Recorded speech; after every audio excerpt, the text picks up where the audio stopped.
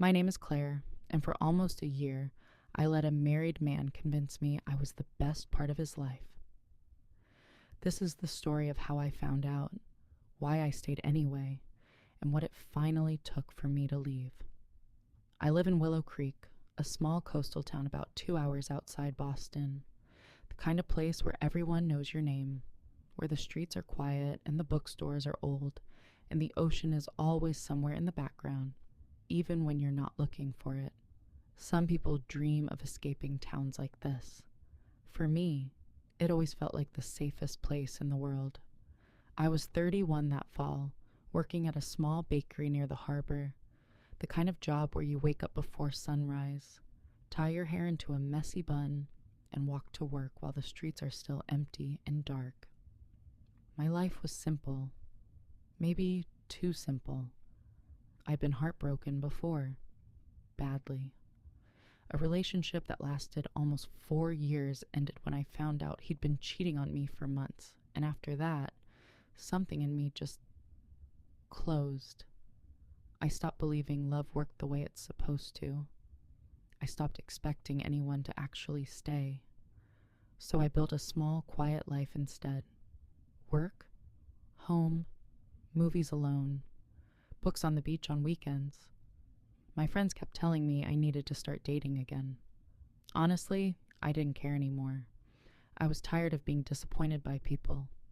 And then, on a cold, windy evening in late October, Ethan walked into the bakery, the man in the gray coat.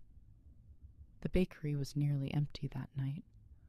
I was wiping down a table near the window when the door opened, and a tall man stepped inside, wearing a dark gray coat, his hair damp from the rain, looking like someone who hadn't slept properly in weeks. "Sorry," he said. "Are you still open?" There was something steady about his voice, even with the exhaustion underneath it. "For another 20 minutes, I told him. He ordered black coffee and a slice of apple pie, then sat alone near the corner window, looking out at the dark water like he was carrying something heavy he hadn't put down in a long time. I tried not to stare. I failed. A few minutes later, I brought him an extra napkin. His coffee had spilled slightly, and he looked up at me properly for the first time. "Thank you," he said. His eyes were tired but warm. "You're not from here, are you?" I asked before I'd even decided to say it. He smiled. "Is it that obvious? People here don't usually wear coats that expensive." That made him laugh, a real laugh, surprised out of him. His name was Ethan.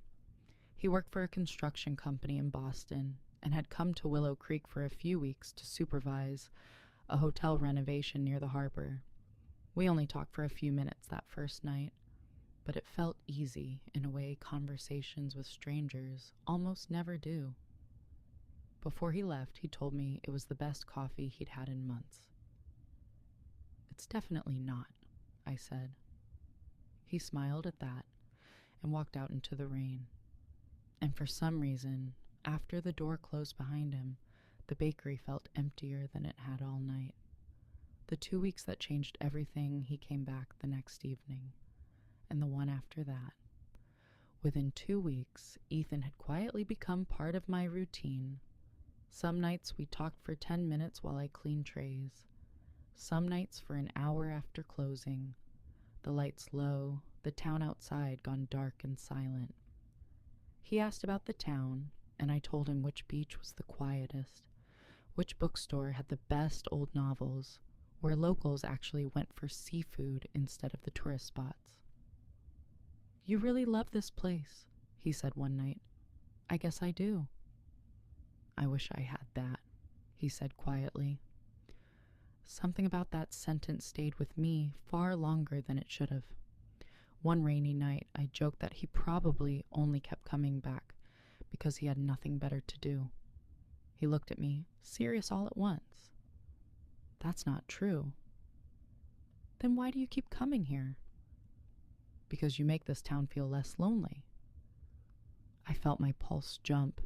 Nobody had looked at me like that in a very long time. After that, things moved past the bakery, coffee walks near the harbor, late night conversations on the beach. One evening, cheap takeout on a wooden bench, watching the waves break against the rocks. Talking to him felt effortless in a way I'd forgotten relationships could feel. He remembered small things, my favorite books, the music I liked, the fact that I hated thunderstorms but loved the sound of ordinary rain. Slowly, without meaning to, I let him into the quiet parts of myself I usually kept hidden from everyone. The pier one cold evening in November, we walked along the pier together. The town was nearly empty because of the weather, the wind moving through my hair as we stood near the water. "I didn't expect to meet someone like you here," Ethan said quietly. "What does that mean?" "You feel peaceful." Nobody had ever described me that way before. For a moment, neither of us said anything. Then he reached over and gently touched my hand. Such a small thing, but after years of being alone, it felt enormous. That was the moment I knew I was falling for him. A week later, he invited me to dinner at a small restaurant near the marina. I almost said no, not because I didn't want to go, but because I was scared. Scared of trusting someone again. Scared of needing someone again. I went anyway. That night felt different from anything I'd experienced in years. We laughed for hours, shared dessert, told each other things we'd never told anyone else. At one point, he looked at me so softly, I had to look away. "What?" I asked. "Nothing," he said. "I just like looking at you." For the first time in years, I let myself believe that maybe life was finally giving me something good. I had no idea he was hiding a secret big enough to end everything. The next few weeks felt like a dream I didn't want to wake up from. No matter how tired I was after a shift, the moment I saw Ethan walk into the bakery, something in me lit back up. I hadn't felt that in years. Sometimes he brought me coffee before my shift even started.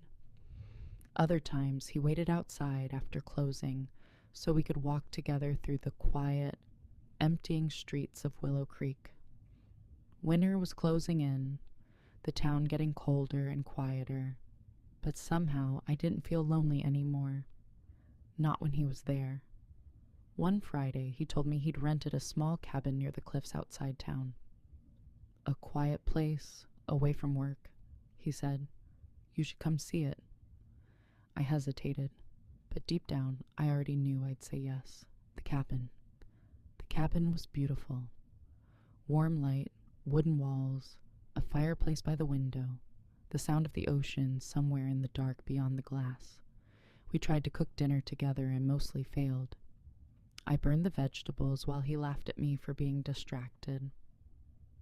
"You're terrible at this," he teased. "You invited the wrong woman."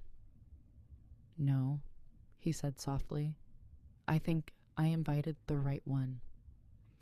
That sentence sat warm in my chest for the rest of the night. Later, we sat on the floor by the fire, drinking tea, soft music playing low in the background. For a while, neither of us spoke, and it didn't feel uncomfortable. It felt intimate, like we didn't need words anymore. Then Ethan's expression shifted, the kind of serious that tightens your stomach before you even understand why. "Claire," he said quietly, "there's something I should have told you earlier."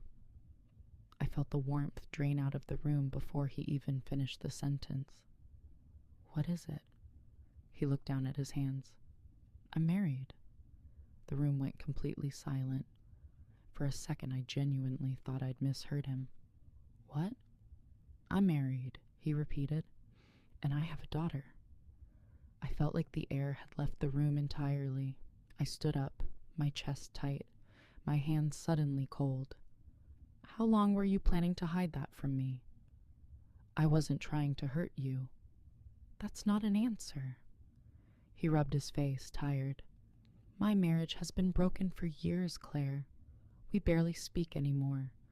We live separate lives under the same roof. But you're still married. His silence answered for him. I walked to the window, trying to breathe normally, watching the ocean throw itself against the rocks below the cliffs. The cabin, the music, his hand on mine on the pier. All of it looked different now, retroactively, like a photograph I'd been holding upside down the whole time without realizing it. You should have told me from the beginning, I whispered. I know. Then why didn't you? Because I didn't expect this to happen. He looked up at me. You made me feel alive again. I closed my eyes. Those words hurt more than they should have, because part of me wanted to believe them, and I hated myself for that. I need to go home, I said. Claire, no. He stood slowly. I understand if you hate me. I don't hate you, I admitted, and that was somehow the worst part of the whole night. That's the problem. Avoiding him. The drive home felt endless.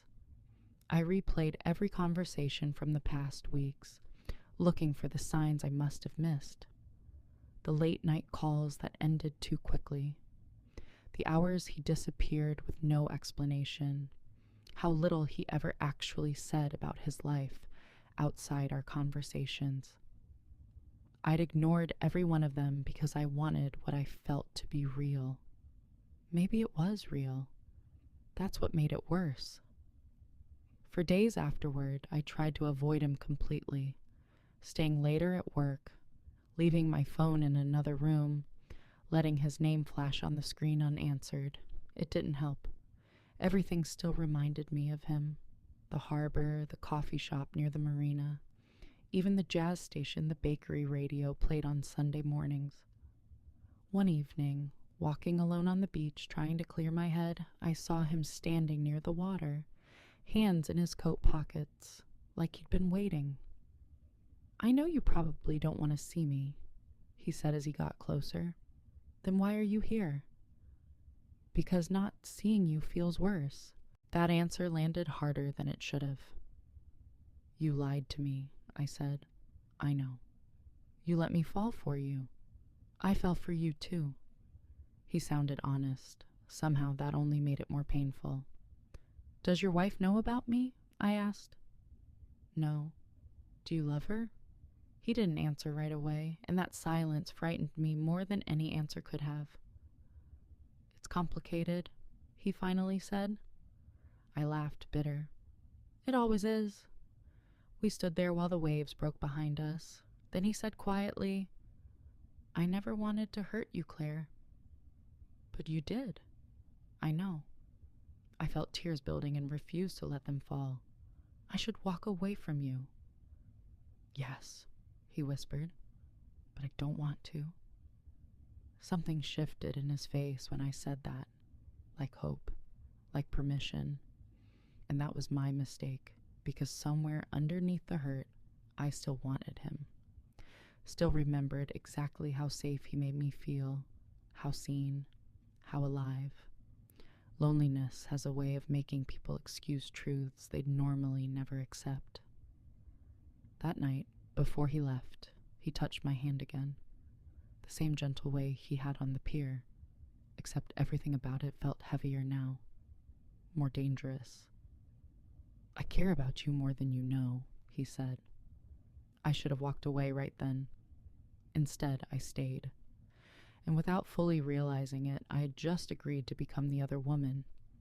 At first, I told myself this would only last a little while, just until Ethan figured things out, just until he made a decision.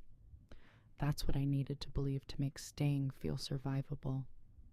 But weeks turned into months, and without quite noticing when it happened, my entire life had started orbiting around him. He came to Willow Creek once or twice a month, sometimes for work, sometimes only for me, always to the same cabin near the cliffs. Every time he arrived, my heart reacted before my mind had a chance to weigh in. I hated how much power he had over my emotions. I also loved feeling wanted, especially by someone like him. When we were together, everything still felt good.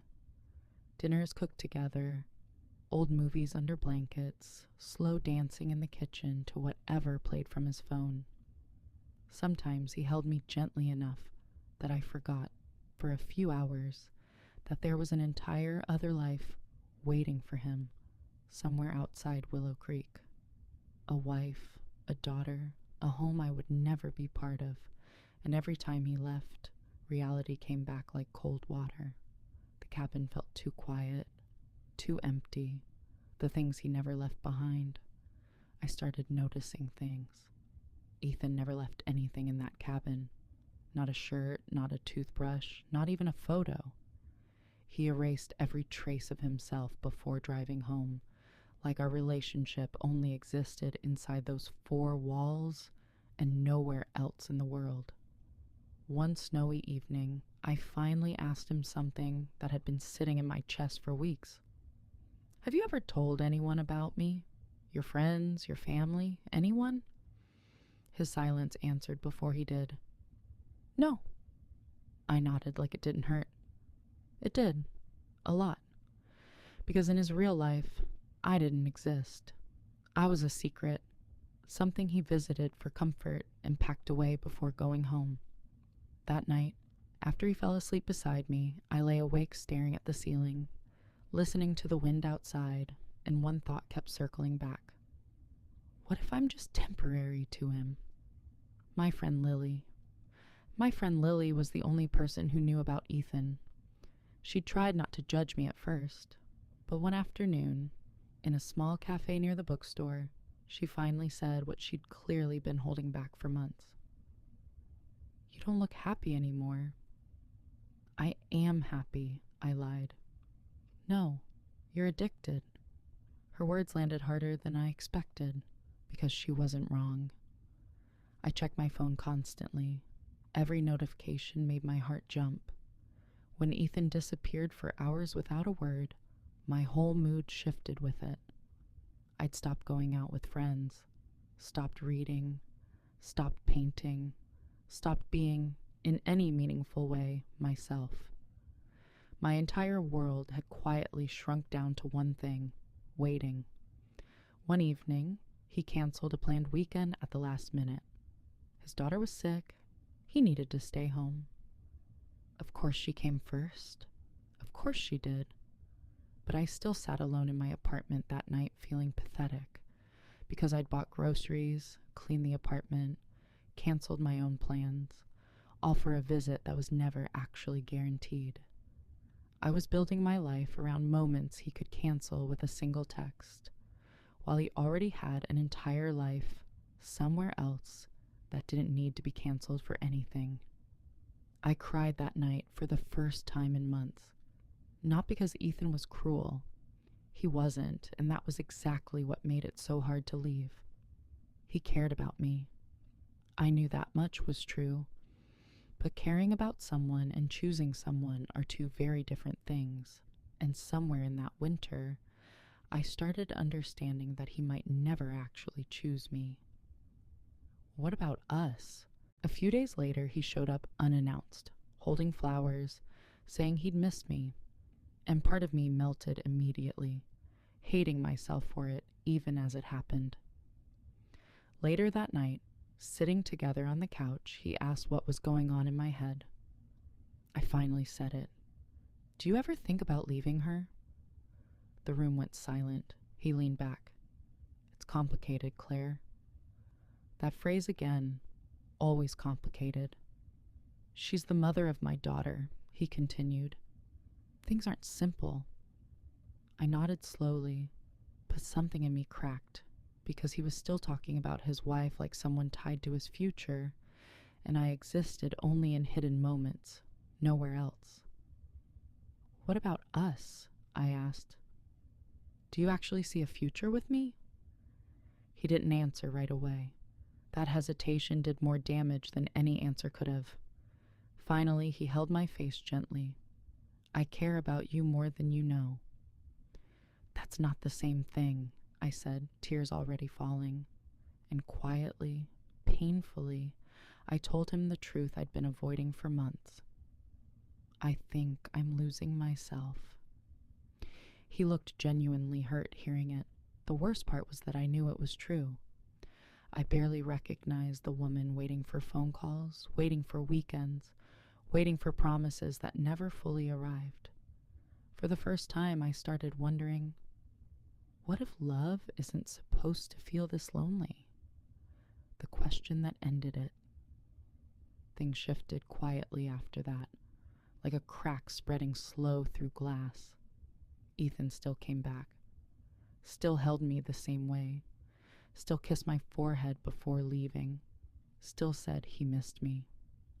But now I could hear the spaces between his words, the hesitation that had never been there before. Once you see a crack, you can't unsee it. December settled cold and gray over the town. One evening, helping close the bakery, my coworker mentioned the Christmas market that weekend, asked if I'd bring my boyfriend. "He's busy," I said. The lie sounded pathetic even inside my own head, because he was always busy during anything that mattered. Holidays, milestones, the parts of a life people actually build together. That weekend, walking alone through the market while snow fell over the town square, my phone buzzed. A message from Ethan. "Wish you were here." I asked where he was. The reply came after a long pause. "At home." One word. And it broke something in me completely, sitting on the kitchen floor of my apartment that night, crying quietly while snow fell outside. Because no matter how much he cared about me, I wasn't the woman he went home to. I wasn't the future he'd built. I was only the escape. I think, somewhere underneath everything, I'd always known that. A few days later, he came back to Willow Creek and asked if I was ending things. I didn't have an answer yet. Not because I didn't know what I wanted, but because some part of me still couldn't imagine my life without him in it. That was the hardest part to admit, even to myself. "I feel invisible," I told him. "You're not invisible to me, but I am to everyone else." He went quiet. Then he said something that finally completely shattered the illusion I'd been protecting for months. "My daughter needs stability." And in that sentence, I understood everything I'd been avoiding. He had already chosen, not officially, not with words, but with every single day of his actual life. He'd chosen the life he already had, and I was simply the place he came to when that life felt too heavy to carry alone. "I wasted so much time waiting for you," I said. "You didn't waste it." "Yes, I did." I told him to leave. He stared at me like he couldn't quite believe it, then asked quietly if this was goodbye. "I don't know," I told him honestly. And for the first time since meeting him, I watched him walk away without calling him back. Rebuilding the weeks that followed were brutal. I wanted to text him constantly. I replayed our memories like scenes from a film I couldn't stop rewatching. The beach walks, the cabin, the way he used to smile at me like I was the only person in the room. But slowly, a different feeling started growing louder than the heartbreak. Anger. Not just at him, at myself, for spending so long abandoning my own life while waiting for someone who was never fully mine to wait for. One morning, looking in the bathroom mirror, I barely recognized the tired, smaller-looking woman staring back. I thought of something Lily had said once. "You deserve to be loved in daylight." For months I'd accepted crumbs and called it love. I was done with that. Lily kept pulling me out of my apartment, even when I said no. One night she practically forced me to a small art event downtown, and something in me shifted. Not because anything dramatic happened, but because for the first time in a long while, I laughed for real. Not the version I'd been performing for months. I talked to people, drank wine, listened to music, forgot for a few hours to check my phone. That night, I understood how much of myself I had quietly handed away. Healing, I think, starts the moment you remember you exist outside the person you've been missing. Slowly, I rebuilt the pieces, reading on the harbor again, painting on weekends, more time with friends. The emptiness didn't disappear, it just got quieter. One last conversation. In February, 2 months of silence later, my phone buzzed with a message I hadn't expected. I'm in Willow Creek. My heart still reacted, which scared me because it meant some part of me still loved him. I should have said no to seeing him. I said yes anyway. Heartbreak makes closure dangerous when feelings haven't fully left yet. We met near the cliffs. He looked older somehow, tired in a way that wasn't just sleep. My wife found out about us, he told me. She saw messages on my phone. Everything came apart after that. Part of me, some small, foolish corner I hadn't fully buried, expected him to say he'd left her, that he'd chosen me, finally, openly. Instead, he said, I'm trying to fix my family. And strangely, hearing that didn't break me the way it once would have. It gave me something better. Clarity. Complete and finally honest. What we had was real, Claire, he said. And I did love you. Past tense. Loved, not love. Do you hate me? He asked. I thought about the months, the lies, the loneliness, but also the beautiful parts that had been real too. No, I told him. I think I just learned from you. What did you learn? I looked out at the water. That love should never make you disappear. He nodded slowly, tears in his eyes before he looked away. And that was the moment I stopped seeing him as the love of my life. Because real love doesn't hide you. It doesn't make you beg for time or certainty. It chooses you openly, without fear, without secrecy. I hope someday someone gives you everything I couldn't, he said. For the first time since meeting him, I believed that someone would. Goodbye, Ethan. Goodbye, Claire. He walked away, and this time I didn't cry. I just watched him go, the ocean moving endlessly beside me, a strange peace settling into my chest. Not because I'd stopped loving him completely, but because I'd finally started loving myself more. 6 months later, life looks different now. I moved into a new apartment near the harbor with bigger windows and actual sunlight in every room. I started painting seriously again and sold a few small pieces at local art fairs. I travel more, laugh more, and most importantly, I stopped waiting.